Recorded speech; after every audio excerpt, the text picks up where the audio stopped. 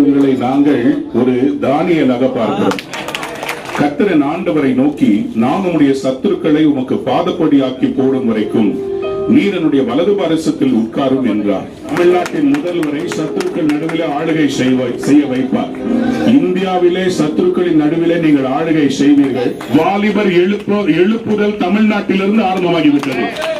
அரசியல்வாதிகளுக்கு கூஜா தூக்குவதற்காக இயேசு கிறிஸ்துவையே அவமானப்படுத்துவதற்கு துணிகின்றவர்கள் கள்ளப்போதர்கள். பொதுவாக இந்த கிறிஸ்தவ போதவர்கள் தங்களுடைய தில்லுமுல்லுகள் தொடர்ந்து நடைபெறுவதற்காக, தாங்கள் அதிகமாக பணம் சம்பாதிப்பதற்காக யார் ஆட்சி அதிகாரத்தில் இருக்கிறார்களோ அந்தந்த அரசியல்வாதிகளுக்கு கூஜா தூக்குகிறவர்களாக இருப்பார்கள். டிஎம்கே ஆட்சி அதிகாரத்தில் இருக்கும்போதும் பல பாஸ்டர்கள் கூஜா தூக்குவர்களாக இருப்பார்கள். இப்போது டிவிக்கு ஆட்சியில் இருக்கிறது, ஆகவே அவர்களுக்கு கூஜா தூக்குறவர்களாக இருக்கிறார்கள். மோகன் சி லாசரஸ் டிஎம்கே ஆட்சியிலே எப்படியெல்லாம் கூஜா தூக்கினார் என்பதை நான் ஏற்கனவே கூட பேசியிருக்கிறேன். சரி, இப்போது இந்த ஆல்வின் தாமஸ் ஒருபடி மேலே போய் தற்போது இருக்கிற சபாநாயகர் ஜேசிடி பிரபாகர் கலந்து கொண்ட ஒரு கூட்டத்திலே இந்த நபரை தானியேலுக்கு ஒப்பாக இணையாக வைத்து பேசியிருக்கிறார்.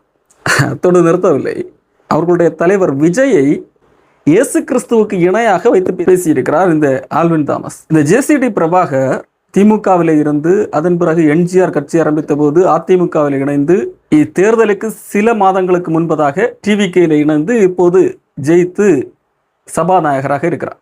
அதிமுக அலுவலகத்தில் அடிதடியில் ஈடுபட்ட வழக்கு இப்போதும் இவர் மீது நிலுவையில் உள்ளது. இந்த நபரை தானியேலாக பார்க்கிறோம் என்பதாக பேசுகிறார். நாங்கள் உங்களை மொர்தெக்காயாக பார்க்கவில்லை, உங்களை நாங்கள் ஒரு தானியேலாக பார்க்கிறோம். சிலையை வணங்காமல் அல்லது உண்மையான தேவனை தவிர வேறு எதையும் வணங்க மாட்டோம் என்று உறுதியாக நின்று அது நிமித்தம் சிங்க கபியிலே தள்ளப்பட்டாலும் பரவாயில்லை என்று சொல்லி நின்ற தானியேலை தெய்வம் அல்லாத ஒரு சிலை முன்பாக விழுந்து வணக்கமிட்டு மண்டியிடுகின்ற இந்த ஜேசிடி பிரபாகருக்கு ஒப்பாக பேசுகிறார். ஜேசிடி பிரபாகர் யார்? மரியாள் என்கின்ற பெயரிலே ஒரு உருவத்தை செய்து வைத்திருக்கிறார்கள் வேளாங்கண்ணியிலே. அங்கே போய் அந்த உருவத்திடத்திலே ஜெபம் செய்கிறார். அது சாஷ்டாங்கமாக விழுந்து வேறு மண்டியிடுகிறார்.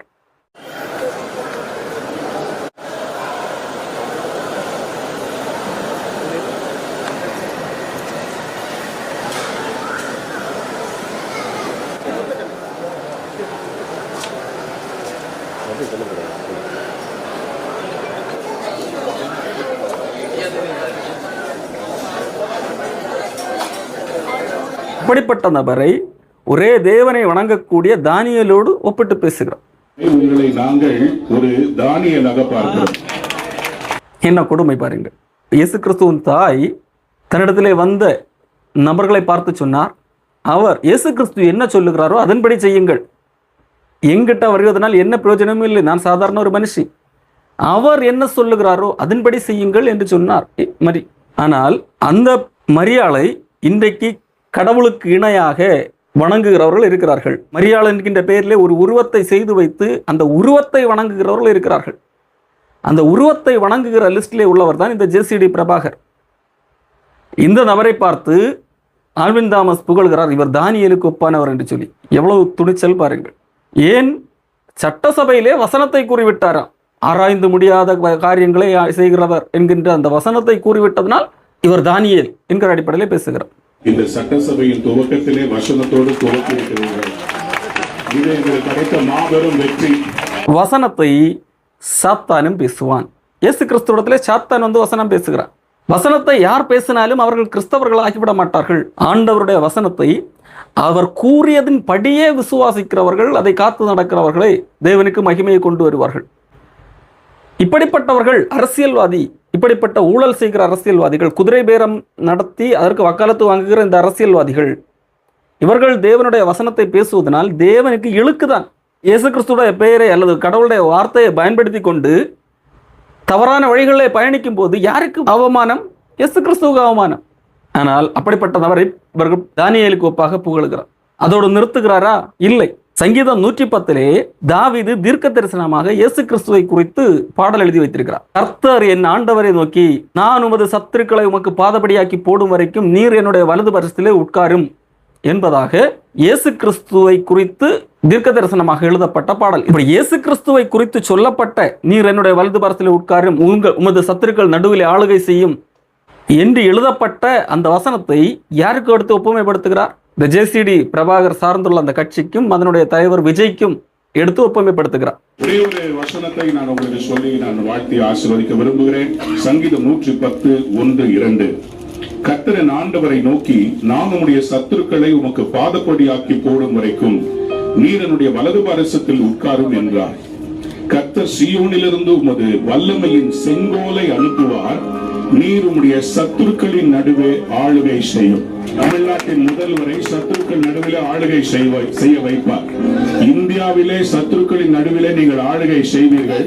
தமிழ்நாடு நிச்சயமாக தலை நிமிர்ந்து நிற்கும். உங்களுக்கு செங்கோல் நீட்டப்பட்டிருக்கிறது. கர்த்தருடைய செங்கோல் உங்களுக்கு நேராக நீட்டப்பட்டிருக்கிறபடியால் நீங்கள் ஒரு யூதா கோத்திரமாக ஆளுகை செய்வீர்கள். இயேசு கிறிஸ்துவை குறித்து தீர்க்க தரிசனமாக சொல்லப்பட்ட அந்த வசனம் இப்பொழுது யாருக்கு பொருத்தி இங்கே சொல்லப்படுகிறது? மனைவியை தள்ளிவிட்டு பிள்ளைகளை வெறுத்துவிட்டு கள்ளக்காதலி பின்பாக போகின்ற ஒருத்தன், அவனுக்கு இயேசு கிறிஸ்துவை பற்றிய வசனம் ஒப்புமைப்படுத்தி இந்த ஆல்வின் தாமஸ் பேசுகிறார். இவர்கள் பணம் சம்பாதிப்பதற்காக, இவர்கள் கடவுளுடைய பெயரை சொல்லி தொடர்ந்து ஏமாற்றிக் கொண்டிருப்பதற்காக, அதற்கு அதிகாரத்தில் இருக்கிறவர்களுடைய துணை வேண்டும் என்கிறதற்காக இயேசு கிறிஸ்துவையை அவமானப்படுத்துவதற்கு, இயேசு கிறிஸ்துவை ஒரு கள்ளக்காதல் செய்யக்கூடிய ஒரு நபருக்கு இணை வைத்து பேசுகிற அளவிற்கு துணிச்சல் இவர்களுக்கு வருகிறது. அன்புக்குரியவர்களே, நீங்கள் அரசியல்வாதிகளுக்கு காக்கா பிடிக்க வேண்டுமானால் காக்கா பிடித்து விட்டு போங்கள். ஆனால் அதற்கு எதற்கு இயேசு கிறிஸ்துவை அந்த நபர்களுக்கு ஒப்பாக்குகிறீர்கள்? இயேசு கிறிஸ்துவும் விஜயும் ஒன்றா? அல்லது தானியேலும் இந்த ஜேசிடி பிரபாகரும் ஒன்றா? இயேசு கிறிஸ்துவுக்கு பயன்படுத்தப்பட்ட வார்த்தையை பயன்படுத்தி டிவிக்கு தலைவருக்கு சொல்லுகின்ற வார்த்தை சத்துருக்கள் நடுவிலே ஆளுகை செய்வீர் என்பது. தமிழ்நாட்டின் முதல்வரை சத்துருக்கள் நடுவிலே ஆளுகை செய்ய வைப்பார். இந்தியாவிலே சத்துருக்களின் நடுவிலே நீங்கள் ஆளுகை செய்வீர்கள். என்ன, விஜய் தன்னுடைய எதிரிகளுக்கு மத்தியில் தான் ஆளுகை செய்கிறாரா? அப்ப விஜயனுடைய எதிரிகள் யார்? இன்னைக்கு கரண்ட் இல்லை என்று சொல்லி அரசுக்கு எதிராக போராட்டம் நடத்துகிறவர்கள் எதிரிகள், சத்துருக்கள். அப்படித்தானே? விவசாயிகள் போராடி கொண்டிருக்கிறார்கள், அவர்கள் சத்துருக்கள். குழந்தை கற்பழிப்பு, பெண்கள் கற்பழிப்பு, ஏன் கிழவிகளுக்கும் பாதுகாப்பு இல்லை, இதற்காக போராட்டம் நடக்கிறது. இவர்கள் எல்லாம் எதிரிகள். இதெல்லாம் கேள்வி கேட்கிறார்கள், இவர்கள் தான் எதிரிகள். இப்படிப்பட்ட சத்துருக்கள் இருக்கிறார்கள். இவர்கள் மத்தியிலே விஜய் ஆளுகை செய்கிறார் என்கிறதுனால் இந்த வசனம் இவருக்கு பொருந்தும் என்று இந்த ஆல்வின் தாமஸ் சொல்ல வருகிறாரா? தெரியவில்லை. இந்த ஆல்வின் தாமஸ் தொடர்ந்து சொல்லுகிறார், தமிழ்நாட்டிலே வாலிபர்கள் மூலமாக எழுப்புதல் வந்துவிட்டது, இது தொடர்ந்து இந்தியாவிலே பரவும் என்பதாக. அந்த எழுப்புதல் தமிழ்நாட்டிலிருந்து இந்தியா முழுவதும் பரவ போகிறது. இந்தியாவில மகிமையான மாற்றங்கள் வரப்போகிறது. வாலிபர் எழுப்புதல் தமிழ்நாட்டிலிருந்து ஆரம்பமாகிவிட்டது. சரி, இளைஞர்கள் மூலமாக நடிகரை பின்பற்றி சினிமா மோகத்திலே உள்ள இளைஞர்கள், மூளை மழுங்கடிக்கப்பட்டவர்கள் மூலமாக தேர்தலில் ஒரு பெரிய மாற்றம் வந்தது. பெரும்பாலானோர் கணிக்க முடியாத ஒரு மாற்றம், புரட்சி என்று சொல்லுகிற வரைக்கும் கூட ஓகே. அதே போல இளைஞர்களால் இந்தியாவிலே மாற்றத்தை கொண்டு வர முடியும், அப்படியெல்லாம் பேசுவது ஓகே. இன்னும் வாலிபர்கள் கூட நிற்க போகிறார்கள். இந்தியாவிலே ஒரு பெரிய புரட்சி வாலிபர்கள் மூலமாய் வரப்போகிறது. அதுக்கு தமிழ்நாடு தான் துவக்கம். யாராவது கையை தட்டி ஆமென் சொல்லுங்க. தமிழ்நாடு இந்தியாவுக்கு ப்ரூவ் பண்ணிருச்சு, வாலிபர்கள் நினைத்தால் எதையும் மாற்ற முடியும். ஆனால் தமிழ்நாட்டிலே இளைஞர்கள் மூலமாக எழுப்புதல் வந்தது. எழுப்புதல் என்பது பொதுவாக கிறிஸ்தவத்திலே பயன்படுத்தக்கூடிய ஒரு வார்த்தை. எல்லா மனிதர்களும் இயேசு கிறிஸ்துவை நோக்கி திரும்புகிறார்கள் என்கிறதற்காக பயன்படுத்துகிற வார்த்தை.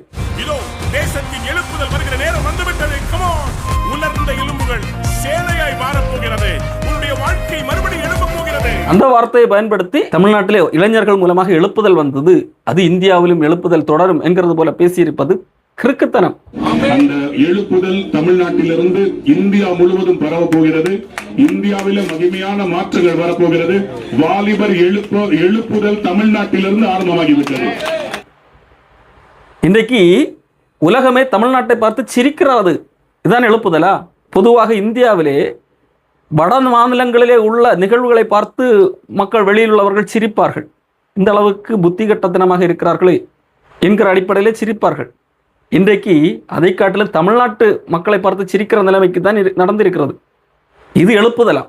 அன்புக்குரியவர்களே, இப்படிப்பட்ட கள்ளப்போதர்கள் மனிதர்களை பிரியப்படுத்துவதற்காக, அதிகாரத்தில் உள்ளவர்களை பிரியப்படுத்துவதற்காக, அவர்கள் மூலமாக தங்களுக்கு தொடர்ந்து ஆதாயம் கிடைக்க வேண்டும், தங்கள் நடத்துகிற பொய் பித்தலாட்டங்களை அவர்கள் யாரும் கண்டுகொள்ளக்கூடாது, தங்கள் சம்பாதிக்கும் விதமாக பணம் சார்ந்து நடத்துகிற பித்தலாட்டங்கள் இது போன்ற காரியங்கள் வெளிவட்டு விடக்கூடாது என்கிறதற்காக, அதிகாரத்தில் உள்ளவர்களுக்கு கூஜா தூக்குவதற்காக இன்றைக்கு கடவுளை சிறுமைப்படுத்தி இந்த கேடுகட்ட அரசியல்வாதிகளுக்கு இணையாக மாற்றிக் கொண்டிருக்கிறார்கள். தயவு செய்து இப்படிப்பட்டவர்களை மக்கள் அடையாளம் கண்டுகொள்ள வேண்டும். இயேசு கிறிஸ்துவும் நடிகனும் ஒன்றா? இயேசு கிறிஸ்துவுக்கு சொல்லப்பட்ட வார்த்தை நடிகனுக்கு பொருந்துமா? கொஞ்சம் சிந்தித்து பார்க்க மாட்டீர்களா? தயவு செய்து மக்கள் விழிப்படைய வேண்டியது அவசியம். சிந்தியுங்கள், இப்படிப்பட்டவர்களை விட்டு விலகுங்கள்.